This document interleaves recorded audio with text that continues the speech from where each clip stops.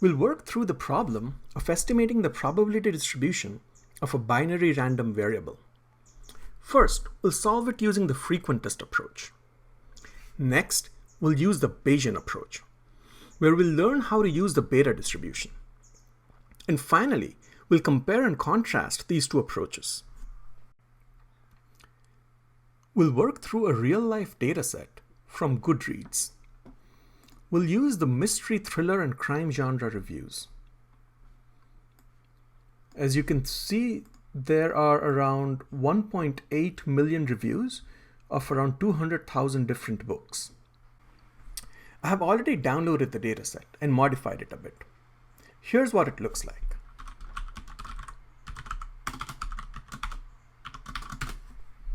So we can see there are different columns here. There's a user ID, there's a book ID, there's a review ID, the rating that the user gave this book, the review text, I haven't read a fun mystery book in a while, dates when the reviews were given, and so on. What we are interested in is the rating column. So let's see what are the unique values that this column has.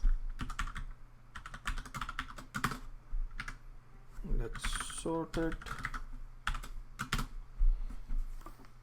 So users have given a rating between 0 and 5.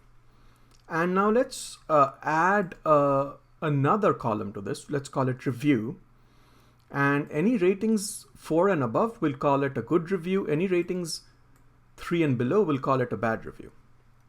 And I've already done that here. So let's look at the results. So this is a bad review because the user had given a rating of 3. Here there was a rating of 4, and we can see that it's a good review.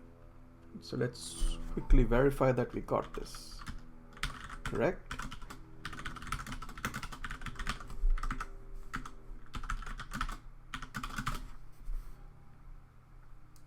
And it kind of matches what we expect.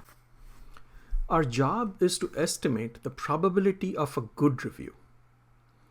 Also, let's pretend that we don't have access to the entire dataset. We just have access to a sample of 30 reviews. So how do we go about estimating the probability of a good review only from the sample? So first, let's generate the sample.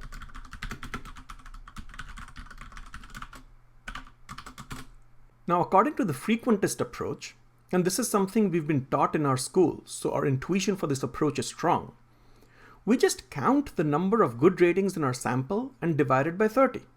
So let's count the number of good ratings in our sample.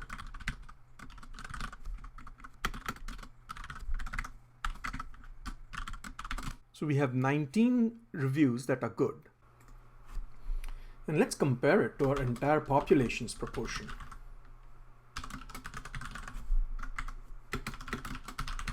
So as usual, we get the number of total good reviews, and we divide it by our population size. And it's 0.64, so it's a pretty good approximation. Now, according to the Bayesian approach, we start with a guess of what we believe the probability will be.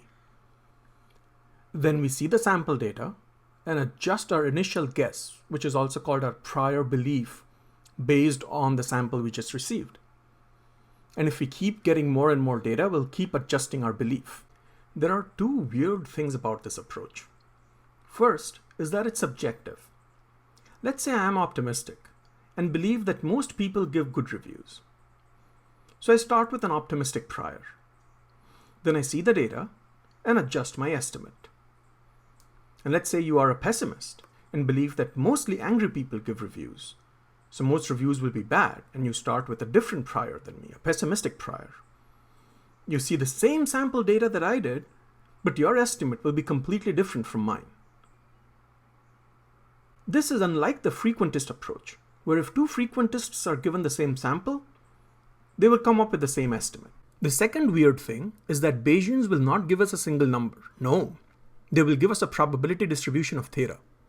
Now this is a bit recursive, where we are getting a probability distribution of a probability. But let's say we end up with this distribution function. Then the probability that the theta is between 0.7 to 0.8 is the area under this curve, right here. And the probability that theta is between 0.2 and 0.4 is this green section. And so how do we actually use this function that we get from Bayesian estimates? Well, we can just randomly choose theta from this distribution. And we would kind of expect to end up with values from this region here. Let's try it out.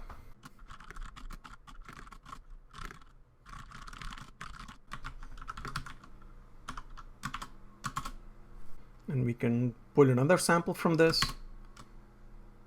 And we get something like this, which is pretty far out. We'll get something like this, and so on. Okay, so how do we get these PDFs? Well, theta has to be between 0 and 1 because it's a probability. And we can use any distribution to model it, but let's use the beta distribution, which is pretty convenient. The beta distribution is between 0 and 1, which is perfect. And it has two parameters, alpha and beta. Different values of alpha and beta give us different shapes. So for example, let's choose our alpha to be 3 and beta to be 5. And we end up with this shape.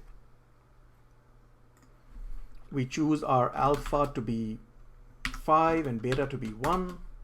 We end up with this shape, which as you can see is pretty optimistic than the Earth. For our prior belief, let's go with a very optimistic estimate.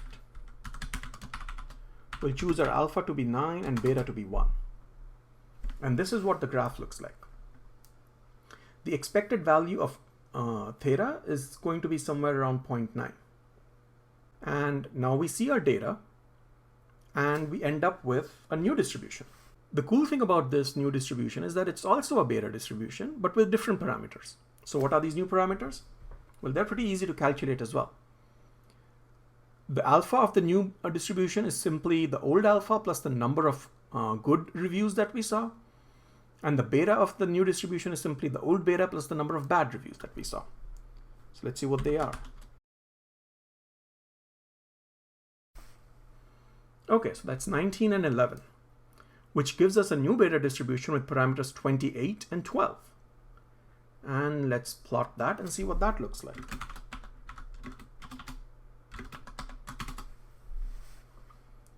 Right, so we revised our estimate and we are now a bit less optimistic than we were when we started out because we did see 11 bad reviews out of 30.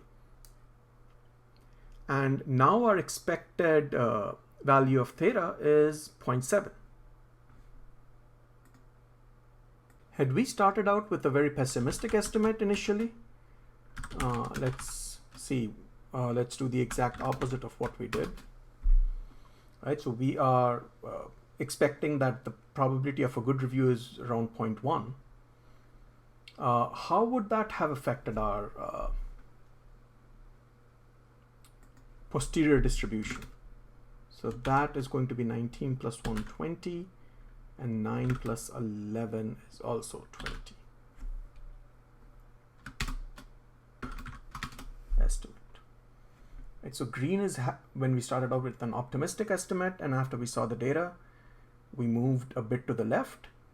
And the red is when we started out with this pessimistic estimate, we saw the data and we moved a bit to the right, but we're still a bit more pessimistic than we would have been. So now we have seen these two approaches, the frequentist and the Bayesian, and given a large enough sample, the optimistic Bayesian, the pessimistic Bayesian, and the frequentist will all converge to the same estimate. So let's try that out.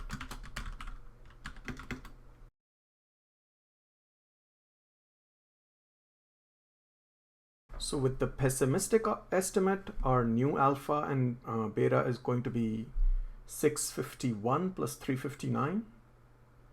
651 and 359, and so the expected value is going to be 651 divided by 651 plus 359, which is 0.64, which is very close to our population estimate.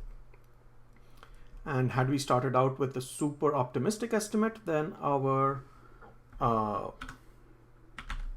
new expected value would be 659 divided by 351. 69 plus 351.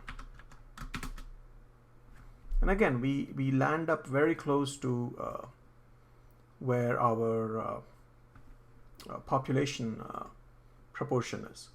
So this is with a pessimistic estimate. Starting with a pessimistic estimate, we end up here. Starting with an optimistic estimate, we end up here. And what do the frequentists tell us? Well, the frequentists are going to be also pretty close. So they've all converged with data size of just 1,000 examples in our sample. And remember, we have 1.8 million. That's it for now. If you want more details, you can go to my Git repo here at GitLab Avilay Gyan and go to Bayesian. And here is the Python Jupyter notebook that we worked through. And if you want to go behind the scenes and look at the math of how all of this works out, you can look at Bayesian versus frequentist.md, where I kind of work out all the math behind the stuff that we talked about.